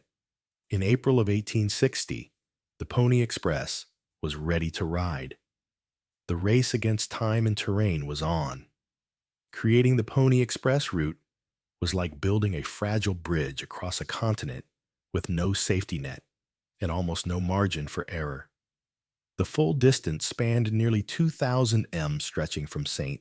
Joseph, Missouri, to Sacramento, California, through a dizzying array of landscapes: rolling plains, mountain ranges, high deserts, and dangerous river crossings. To make this insane idea work, the founders built a chain of approximately 190 relay stations spaced every 10 to 15 miles, about the distance a horse could ride at full speed before tiring. Every 75 to 100 m, a home station provided rest and shelter for the riders, where they could sleep, eat, and hand off the mail to a fresh rider. But the real backbone of the express was the horses, more than 400 in all. They were chosen not for looks or stature, but for sheer speed and stamina. In the East, fleet-of-footed thoroughbreds ruled the prairie. In the rugged West, compact and hardy Mustangs carried the mail across the mountains and desert. These were the Ferraris of the frontier. Riders would gallop at full speed, jump off mid-stride, and leap onto a fresh mount in a matter of seconds. Each station had to be manned, stocked, and secure. Some were little more than sod huts or wooden shacks. Others were fortified structures surrounded by barbed fencing and guarded by station keepers with rifles. Supplies, water, feed, and food had to be transported in advance. This meant months of preparation, and it all had to be done in some of the most remote, inhospitable land in America. Weather posed one of the biggest threats. Riders would endure snowstorms in the Sierra Nevada, sandstorms in the Utah desert, and brutal summer heat on the Nebraska plains. Wild animals, swollen rivers, and collapsing trails were daily hazards. And then there were human dangers, bandits, outlaws, and the rising tensions of conflict with Native American tribes. But despite the chaos, the system worked. With riders swapping every 75 or 100 miles and fresh horses every 10-15, the mail flew across the continent in as little as 10 days, a revolutionary speed at the time. It was a logistical miracle stitched together by courage, sweat, and raw determination. In a land where miles meant isolation, the Pony Express stitched together a fragile thread of connection, one hoofbeat at a time. On April the 3rd, 1860, the Pony Express made its historic debut. In St. Joseph, Missouri, a crowd gathered at the stables of the Pikes Peak Stables building, buzzing with excitement. The inaugural rider, most likely Johnny Fry, though records are somewhat disputed, mounted his horse, took the leather mock, a specially designed mail pouch, and dashed off westward at breakneck speed. The crowd cheered, cannons fired, and just like that, a new chapter in American history thundered to life. The mailbag Fry carried weighed around 20 lb, filled with letters, newspapers, and telegrams bound for California. A telegraph message had already been wired from Washington, D.C., and would now travel the rest of the way on horseback, symbolizing the union of technology and raw human effort. At the same moment, a counterpart in Sacramento rode eastward, launching the birectional relay. Between them stood nearly 2,000 m of wilderness, 190 stations, and some of the harshest terrain North America had to offer, and they planned to cross it in just 10 days. Each rider on the route carried the mochila from one station to the next, leaping off a lathered horse and onto a fresh one in under 2 minutes. The mochila was ingeniously designed. It had 4 locked pouches and could be quickly slipped over the saddle horn without unstrapping anything. Speed was everything. Riders were expected to maintain a pace of 10 mph, even in the dead of night, through rain, snow, or hostile territory. Despite the chaos, the first ride succeeded. The mail from Missouri reached Sacramento in 9 days and 23 hours, a triumph. Newspapers hailed it as a miracle of modern communication, and the legend of the Pony Express was born almost overnight. Though only a few letters rode in that first mock, the symbolic impact was immense. It wasn't just about getting mail from point A to B. It was about possibility, about proving that this wild, fractured continent could be connected, that man and horse could outpace isolation. For the riders, it was the beginning of a dangerous, thrilling chapter. For the nation, it was a taste of something new, instant communication, faster than anyone thought possible. The West had just gotten a little smaller. The lifeblood of the Pony Express wasn't the horses, the stations, or even the mochila. It was the riders, a band of young, wiry daredevils who defied weather, wilderness, and war to deliver the mail. They weren't just couriers. They were living legends in the making. The typical Pony Express rider was no older than 18, often closer to 16. They were light, usually under 125 lbs, so as not to weigh down the horses. Speed and endurance were everything. The now famous recruitment ads allegedly read, Wanted young, skinny, wiry fellows, not over 18, must be expert riders willing to risk death daily, orphans preferred. While the wording is likely apocryphal, the spirit behind it was absolutely real. These young men rode 75 to 100 miles per shift, changing horses at every station, but never resting until they'd passed the mochila to the next rider. They often rode at night through torrential rain, snowstorms, or scorching heat. They carried revolvers and rifles, but against bandits or hostile attacks, their best defense was speed. Many of them traveled alone, unarmed, relying entirely on their ability to outrun trouble. Some riders became folk heroes. Pony Bob Haslam once rode 380 mem in under 2 days to deliver mail during a violent Paiute uprising despite being wounded by arrows. William Buffalo Bill Cody, who would later become a Wild West showman, claimed to have ridden for the Express at age 15, though historians debate the accuracy of that tale. Regardless, the reality was already dramatic enough. Riders had to navigate the Rocky Mountains, cross the Great Basin Desert, and brave territories where the slightest mistake could mean freezing, drowning, or vanishing without a trace. And yet, the service maintained an astonishing reliability rate. Even in the harshest conditions, only one mullah was ever lost. Despite the danger, many riders loved the job. They were paid well for the time, $100 to $150 per month, a small fortune for a teenager. And they relished the thrill, the speed, and the sense of purpose. They weren't just riding mail, they were stitching the country together. The riders of the Pony Express were more than messengers.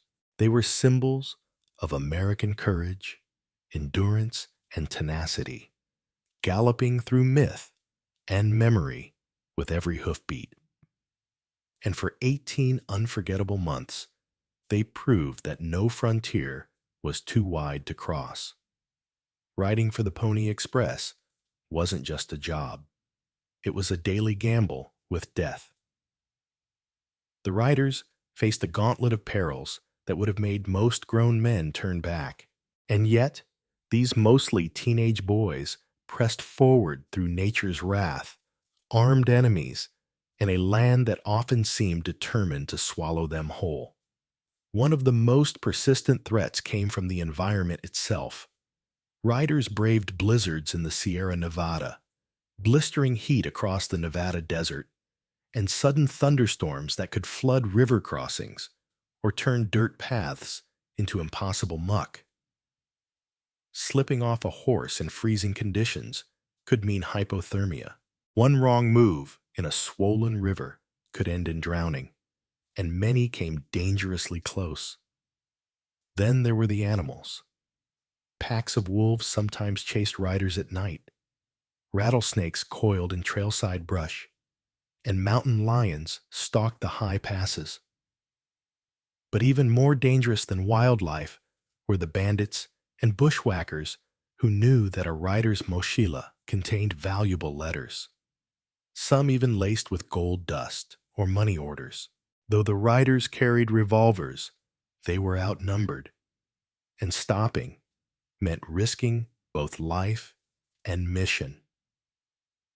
Tensions with Native American tribes also boiled over during the Pony Express's brief existence. The Paiute War in 1860, sparked by grievances over land, broken promises, and settler encroachment, led to several attacks on Pony Express stations. Riders were ambushed, station keepers were killed, and multiple stations were burned to the ground.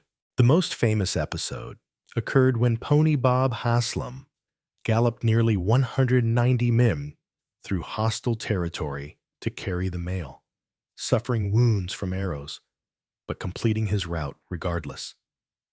Even isolation was a danger. Riders were alone, often for hours, with nothing but their horse, their weapon, and the looming dark.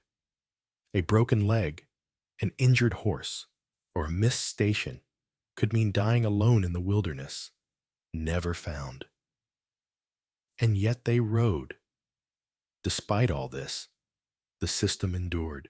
Mail was delayed, but rarely lost. Riders were occasionally wounded, but they almost always made it through. In 18 months of operation, only a handful of men were killed on the job. The Pony Express wasn't a fantasy of the Wild West. It was a brutal, often terrifying reality. But in surviving these dangers, the riders became legends, proving that even the most unforgiving terrain could be tamed, if only for long enough to deliver the mail.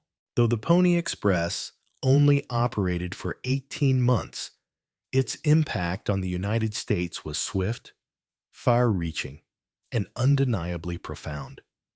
In a country teetering on the edge of civil war and desperate to feel unified across its vast landscape, the Express proved one thing loud and clear. Distance was no longer destiny.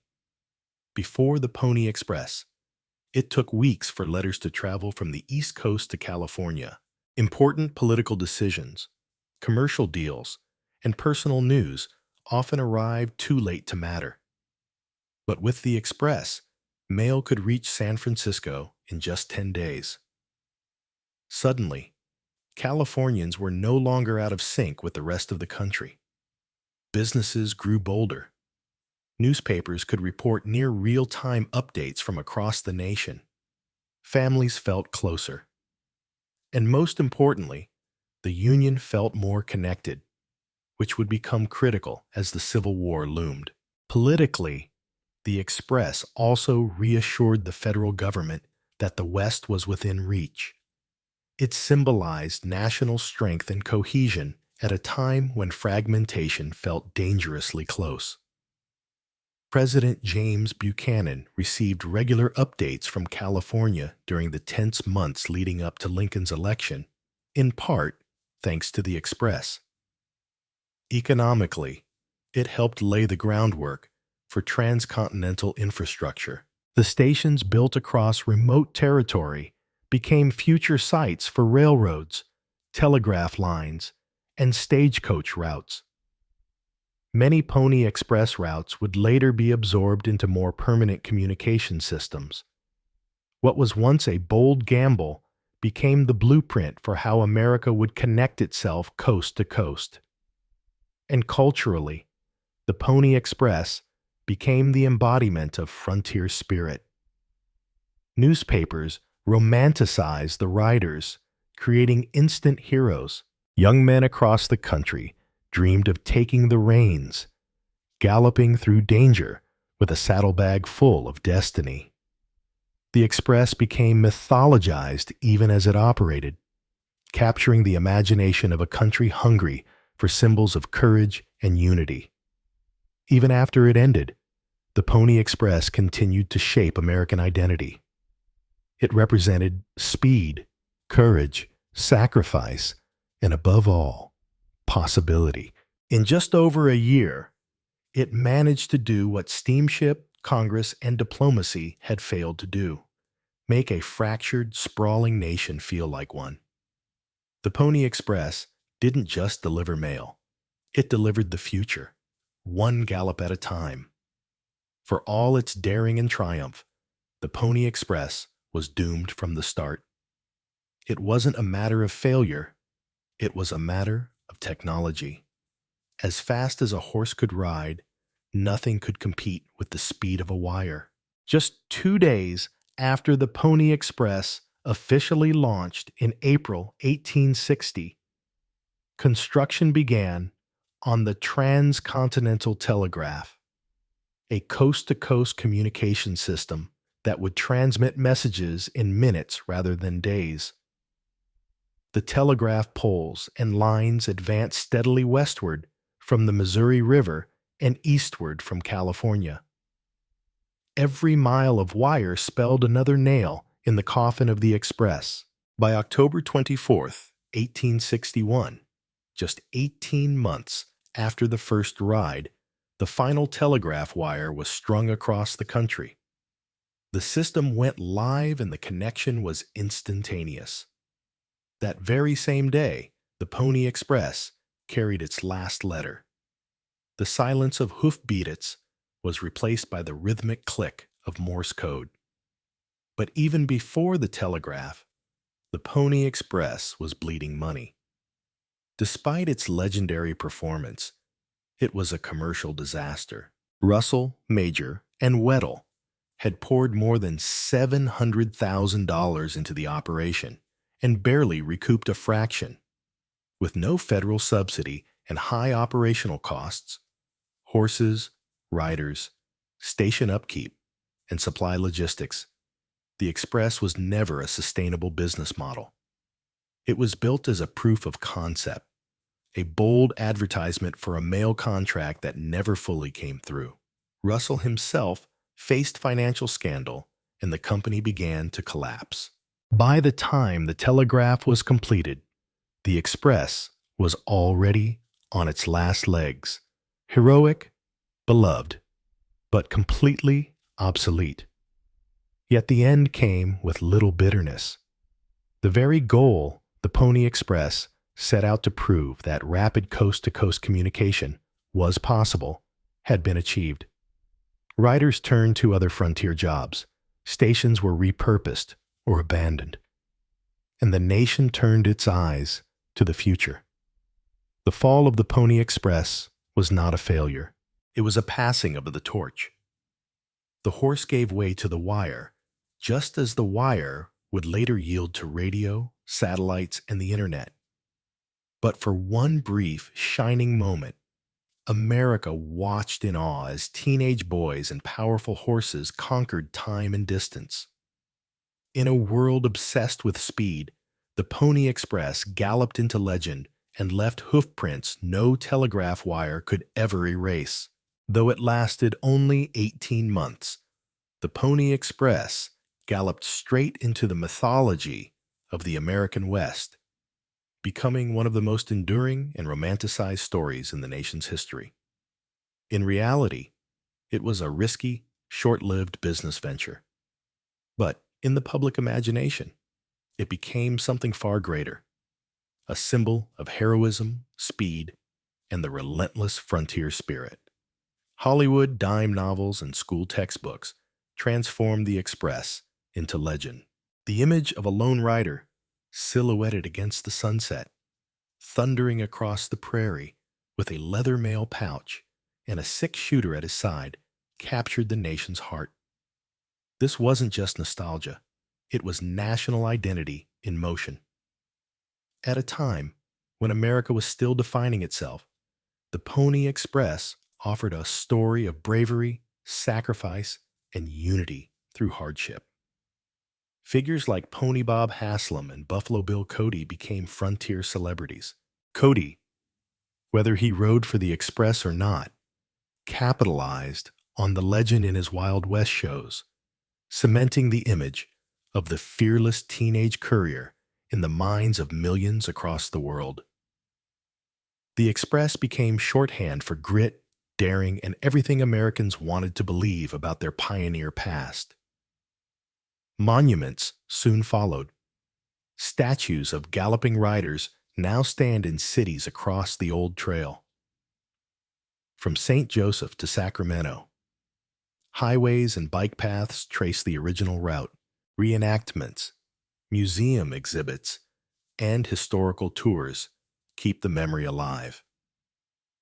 Even the U.S. Postal Service has issued Pony Express stamps honoring the brief but bold endeavor that helped unite the nation. But the story endures for a deeper reason. The Pony Express reminds us of a moment in history when human endurance raced neck and neck with nature's obstacles, when communication meant risk and connection required courage. It tells us that speed once came not from satellites, but from sheer determination and a willingness to ride through snow, desert, and darkness with nothing but a horse and a dream. In our age of instant messages and global networks, it's easy to forget just how hard one communication once was. The Pony Express stands as a tribute to those who bridged impossible distances, not with fiber optics or electricity, but with muscle, grit, and a pounding heartbeat. Its legend remains not because it lasted, but because for a brief and shining moment it outran the impossible. The earliest known beer didn't come in a frosty mug or a labeled bottle. It came in a clay pot in the middle of a Sumerian village thousands of years ago. Long before Rome rose or pyramids stood, the people of ancient Mesopotamia, specifically the Sumerians, were brewing beer in ways both simple and sacred. And they weren't just drinking it, they were worshiping it. Beer in Sumerian society wasn't just a casual beverage, it was a staple food, a form of currency, a religious offering, and a symbol of civilization. It's no accident that the oldest written recipe in human history is not for bread or soup, but for beer. Found on clay tablets dating back to around 1800 BCE. The hymn to Ninkasi praises the goddess of beer while simultaneously laying out brewing instructions in verse. Ninkasi wasn't a minor deity. She was revered. To brew beer was to invoke her presence. The brewing process was both practical and poetic. Sumerians would bake a special bread called bapir, made of barley, and often mixed with honey or dates. This bread was then crumbled into jars of water and left to ferment naturally. The result wasn't anything like modern beer. It was thick, cloudy, and low in alcohol, more like a nutritious gruel. And it was essential to daily life. Water in the ancient world was often contaminated, but beer, thanks to its fermentation process, was safer. It was rich in calories and nutrients, and it became a vital part of the diet for laborers, priests, and royalty alike. Workers on temple projects or irrigation ditches were frequently paid in beer rations, which could amount to several liters a day. Socially, beer was a communal experience. Rather than drinking from mugs, people often gathered around large ceramic vessels and drank through long reed straws, filtering out the sediment. It wasn't just about getting drunk. It was about bonding, surviving, and even honoring the gods. In many ways, beer helped define what it meant to be Sumerian. It was embedded in rituals, law codes, agriculture, and economics. It was liquid civilization, both a daily necessity and a sacred act. And it set the stage for brewing cultures across the ancient world, from the banks of the Tigris to the shores of the Nile. If the Sumerians gave beer its spiritual beginning, the Egyptians industrialized it. By the time the Old Kingdom was rising along the Nile, beer had become more than a sacred drink. It was a pillar of Egyptian society, woven into everything from daily meals to divine offerings and funeral rites. Egyptian beer was brewed on a scale that dwarfed earlier methods. At large temples and palace complexes, massive breweries operated as part of the state economy. In fact, beer production was often overseen by religious institutions. The Egyptians believed beer was a gift from Osiris, god of agriculture and fertility, and it featured prominently in ceremonies honoring deities such as Hathor, the goddess of music, fertility, and joy, frequently associated with intoxication and revelry. The brewing process was similar to that of the Sumerians, but had evolved in both technique and scale. Bread made from wheat or barley was partially baked, crumbled into large vats, and mixed with water. Dates or honey were added for sweetness, and the mixture was left to ferment in ceramic jars. The resulting beverage was thick, unfiltered, and highly nutritious, sometimes consumed with a spoon rather than sipped. Beer wasn't just for the living. Tombs were stocked with jars of beer for the afterlife alongside loaves of bread and meat. Beer was considered so essential that no respectable journey to the next world could be imagined without it. Recipes for the dead, lists of beer offerings to the gods, and murals showing the brewing process all highlight its spiritual weight. But beer also fueled the labor economy. Workers who built the pyramids weren't slaves. They were paid laborers, and part of their daily rations included beer, sometimes up to 4 lires a day. This wasn't an indulgence. It was hydration, nutrition, and morale alanoni. One archaeologist even called it the ancient Egyptian energy drink. The state maintained strict control over production and distribution. Taxes were levied in beer, and its quality was regulated. Women, especially priestesses and temple workers, were often involved in brewing, reinforcing its connection to both domestic life and sacred power. In short, beer in Egypt wasn't a side note, it was central. It nourished the people, pleased the gods, and filled the tombs. And like the Nile itself, it flowed through every part of Egyptian life. Across ancient civilizations, beer wasn't just a drink. It was divine communion. Its frothy presence was invited into temples, funerals, and festivals. Fermentation was not seen as a chemical process, but as a mystical transformation, a gift from the gods that turned simple grain into sacred liquid. To brew beer was to interact with the spiritual world, and to drink it was to partake in something more than sustenance. In Suma, the goddess Nikarasi embodied this connection. Her hymn was both prayer and instruction, an act of devotion, and a manual for sacred brewing. Rituals likely began with chants to invoke her presence before fermenting began. It's possible that the final beer was shared as part of temple offerings, given to priests, and even poured out in libation to the gods themselves. In Egypt, the spiritual use of beer was woven even deeper into the religious fabric. Temples brewed their own beer for daily offerings, sometimes dedicating hundreds of jars at once. During the annual festival of drunkenness, worshippers celebrated the myth of Sekhmet, the lion-headed goddess of destruction who was tricked into drinking beer dyed red to resemble blood. The result? Her bloodlust was sedated and humanity was saved. It's a powerful tale of how beer was literally seen as a force that could tame divine wrath. Priests and priestesses played active roles in the brewing process, and many religious texts mention specific ritual brews intended for ceremonies. The presence of beer itinerary rites was also key.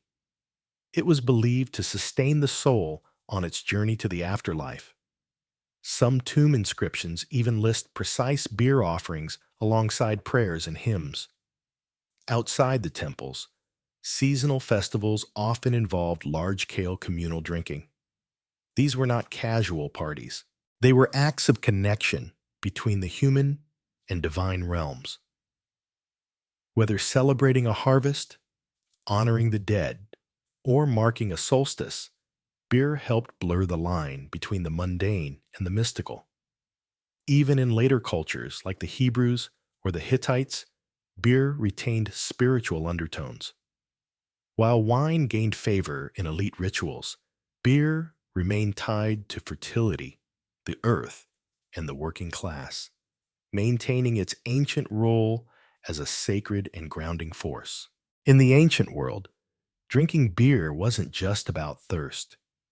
It was about aligning yourself with cosmic rhythms, with gods, nature, and the cycle of life and death. Beer wasn't just a product of civilization, it may have been a cause of it. Some historians and archaeologists now argue that the desire to brew beer was one of the driving forces behind early agriculture and settlement. While grain was certainly grown for bread, the possibility that humans began cultivating cereals in part to make beer is gaining increasing scholarly support. If true, beer isn't just a byproduct of civilization, it's one of its founding pillars. In ancient Mesopotamia, where organized farming first took root, evidence suggests that barley, one of the earliest domesticated grains, was prized not just for food, but for its fermentable sugars. Once harvested, barley could be stored, ground, and used in both bread and beer production. And unlike water, which was often polluted, fermented beer was safe to drink and could be stored longer. This made it essential for early communities, especially in arid or semi-arid regions where water supplies were unreliable. Beer production also necessitated a level of social organization. Brewing required tools, storage vessels, controlled temperatures, and precise timing. This encouraged division of labor, technological innovation, and even early science. Clay tablets show that ancient brewers understood fermentation processes well enough to replicate them consistently. No small feat in an age without thermometers or yeast packets. In urban centers like Uruk and Babylon, breweries became part of state and temple economies. Rations of beer were distributed to workers, soldiers, and bureaucrats. Taxes could be levied in grain or beer. And because beer was tied to both the economy and religion, its production was closely monitored and regulated. This meant that brewing contributed to the rise of bureaucracy, record-upping, and standardized weights and measures. Beer was also instrumental in the growth of trade networks. Regions with surplus grain and brewing knowledge exchanged beer, ingredients, and brewing tools with neighboring cultures. Pottery jars filled with fermented beverages have been found in Levantine and Egyptian trade sites, suggesting beer was a commodity worth transporting. In short, beer helped humans settle, organize, and thrive. It fueled workers, connected cities, supported rituals, and justified grain cultivation. The frothy beverage was far more than a treat. It was liquid infrastructure, building the foundation of the ancient world sip by sip. Long before breweries were industrialized or recipes were written down, beer was the domain of women. In many ancient cultures, brewing was not a male-dominated profession, but a household art practiced almost exclusively by females. And far from being a humble kitchen chore, brewing was seen as a sacred and skilled craft passed from mother to daughter like an heirloom recipe. In Sumerian society, beer was so entwined with femininity that even the goddess of brewing, Ninkasi, was female. This wasn't symbolic. It reflected the reality that Sumerian women were the principal brewers in both domestic and temple contexts. Brewing and baking were often done side by side, and in the early days, both involved fermentation. While men oversaw politics and trade, women made the food and drink that sustained the household and society. In Egypt, women continued to dominate brewing, especially in the home. Beer was brewed in clay vessels using lightly baked loaves of grain, water, and flavorings. The process was labor-intensive but routine. Many women brewed daily or weekly, not just for family consumption, but for sale or trade in local markets. In wealthier households, female servants or workers managed small-scale breweries. Tomb paintings and hieroglyphs often depict women brewing, straining, and storing beer, highlighting their central role in this key part of life. Women were also heavily involved in brewing for temples and rituals.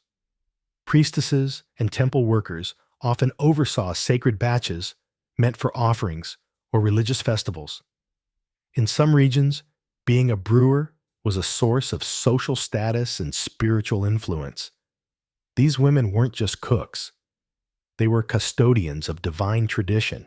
Over time, as societies grew more stratified and beer became commercialized, men began to dominate public brewing.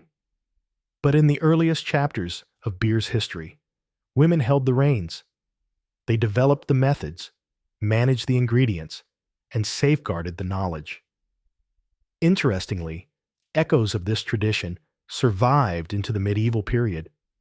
In Europe, many early brewers were alewives, women who made and sold ale from their homes. Some wore tall hats to be seen in the marketplace, a detail that would later be twisted into the stereotypical image of a witch. But in the ancient world, a woman with a brew pot wasn't suspicious. She was respected. She nourished gods and mortals alike, one bubbling jar at a time. Ancient brewing wasn't just luck and magic. It was a craft refined over generations, blending observation, experimentation, and environmental know-how. While each culture had its own variations, the core principles of brewing were surprisingly consistent: grain, water, fermentation, and time. But the specifics, that's where it gets fascinating. The primary grain used across much of the ancient world was barley, though emma wheat was also common, especially in Egypt. These grains were chosen not only for their availability, but because they naturally contained the sugars and enzymes necessary for fermentation. Grains were usually partially malted, soaked in water, and allowed to germinate slightly, then either ground into mash or baked into loaves of bread, specifically intended for brewing.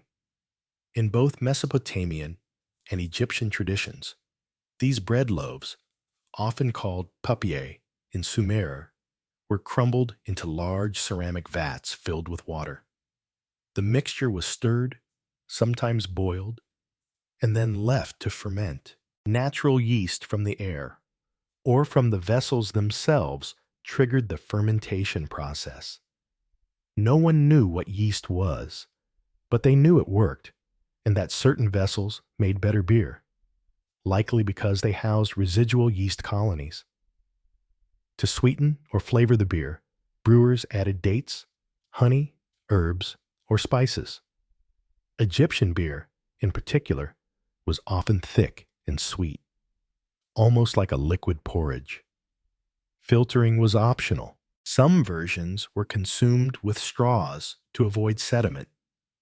Others were so nutritious that beer was considered a meal in itself, especially for laborers and the poor. Temperature played a key role. In hot climates like Egypt and Mesopotamia, brewers timed their work carefully and used cool storage pits or shaded courtyards to control the environment. In some cases, beer was aged in sealed clay jars, while in others, it was meant to be consumed fresh. Brewing tools included large clay vessels, wooden paddles, woven sieves, and sometimes stone hearths for heating. Everything was made by hand, and every batch was slightly different. But the knowledge was passed down orally or ritually, preserved through repetition, song, and prayer, like the hymn to Ninkasi. Far from primitive, ancient brewing techniques were sophisticated adaptations to local climates, grains, and cultural preferences. They reflect not just culinary skill, but an intimate relationship with nature, time, and transformation. A kind of alchemy where grain and water became a sacred social elixir. As beer became central to daily life, Its role expanded far beyond the household or temple. In many ancient civilizations, beer was not just a beverage, it was currency, commodity, and economic engine. From workers' wages to state taxes, beer was woven directly into the fabric of ancient commerce. In Mesopotamia, beer was a key component of the ration system. Workers, including builders, farmers, and even scribes, received daily portions of beer as part of their standard pay. The amount and quality varied by rank. Higher officials received more refined beer, while laborers got thicker, coarser varieties. Detailed, ununiform tablets list these allocations, and thousands of ancient receipts show beer transactions.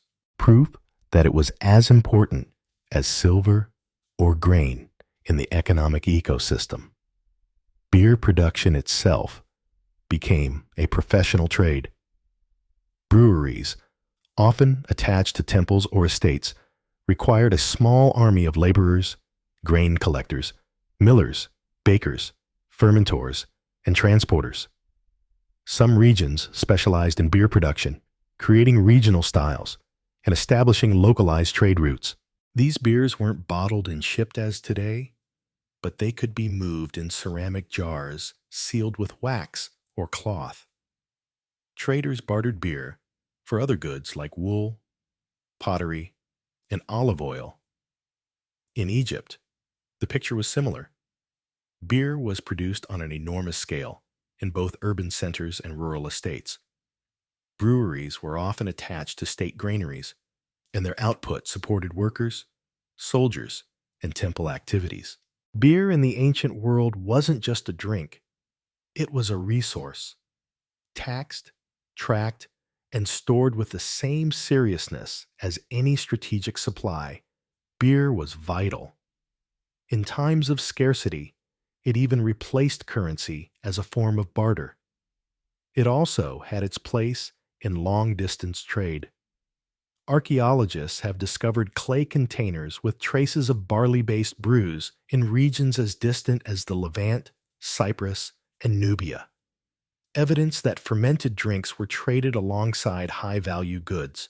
While wine would go on to dominate elite markets, beer remained the beverage of the masses, woven into daily life from village marketplaces to temple distributions. Its short shelf life and ease of production meant it was a hyper-local product, but its impact was national.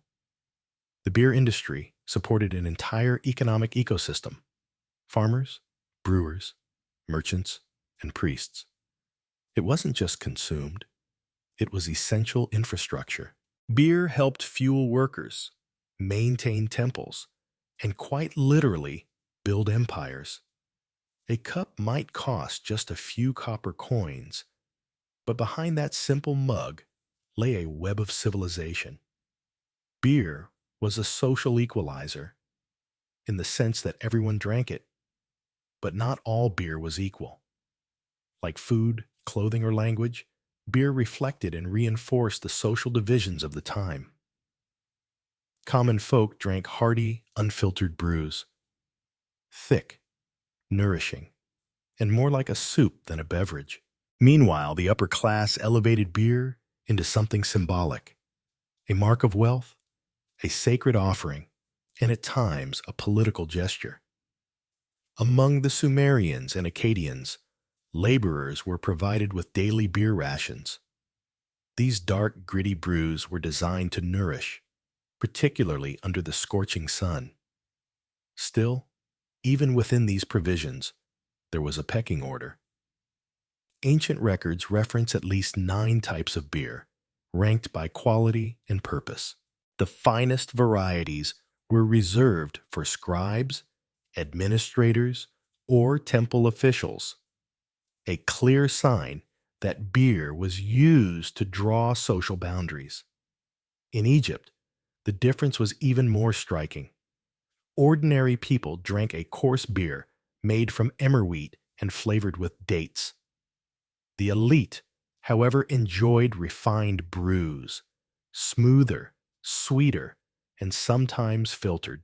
Tomb paintings show nobles seated under palm branches, sipping golden beer from elegant goblets, while servants poured from ornate jars. For the wealthy, beer wasn't a necessity, it was an experience. Pharaohs received daily offerings of beer alongside wine and bread, not just for sustenance, but as a display of power. Brewing at this level required specialized staff, premium ingredients, and the luxury of time, luxuries few could afford. Beer also held ceremonial and diplomatic weight. At banquets, during treaties, or religious festivals, offering high-quality beer conveyed status and respect. Failing to offer it could be seen as a slight. Even the profession of brewing mirrored society's class divide. In villages, beer was often brewed by women or slaves for the household. In temples or elite estates, trained, sometimes salaried brewers took charge. The beer from these sources was regulated, taxed, and held political importance. So yes, beer was for everyone, but its taste, meaning, and status varied dramatically depending on who you were. For some, it was daily fuel. For others, a sign of luxury and divine favor. Every jar carried not only flavor, but a subtle reminder of where you stood in the social order. Though thousands of years have passed since Sumerian hymns were sung to Ninkasi, or Egyptian laborers drank beer under the pyramids, the essence of ancient brewing lives on. In our recipes, our rituals, our economies, and our collective memory. Beer, perhaps more than any other drink, connects us to the first chapters of civilization. Modern brewing owes much to these early pioneers. Techniques like malting grains, fermenting with wild yeast, or infusing with herbs and fruit originated with brewers who lacked microscopes, thermometers, or chemistry textbooks. Instead, they relied on inherited knowledge, instinct, and reverence. Oral tradition combined with trial and error. These practices laid the groundwork for the science of brewing we know today. And the spirit of ancient brewing still survives. In Ethiopia, Peru, and rural parts of Eastern Europe, families still brew beer in clay vessels using recipes passed down for generations. Echoes of Sumerian kitchens and Egyptian hearths. In these communities, brewing isn't just a task or a trade. It's a cultural rite, just as it was 5,000 years ago. The symbolic power of beer has also endured. Across the globe, beer remains central to celebrations, holidays, and gatherings. A shared pint at the pub is not far removed in spirit from a clay vessel passed around a Sumerian feast. Beer has always been more than a beverage. It's a bridge between people. Academic interest in ancient brewing has sparked a new field, bioarchaeology. Scientists have used residue analysis to reconstruct ancient beer recipes, and even brewed and sold them. Experimental archaeologists have successfully recreated Egyptian beer using formulas found in tombs, offering modern drinkers a literal taste of history. But perhaps most importantly, ancient beer reminds us that civilization wasn't built by stone alone. It rose from kitchens and breweries, from everyday people who transformed grain and water into sustenance, commerce, and culture. Beer was made by women, consumed by workers, offered to gods. So next time you raise your glass, remember, you're not just drinking. You're participating in one of humanity's oldest, most widespread, and enduring traditions. A ritual that began millennia ago and still bubbles in every corner of the world.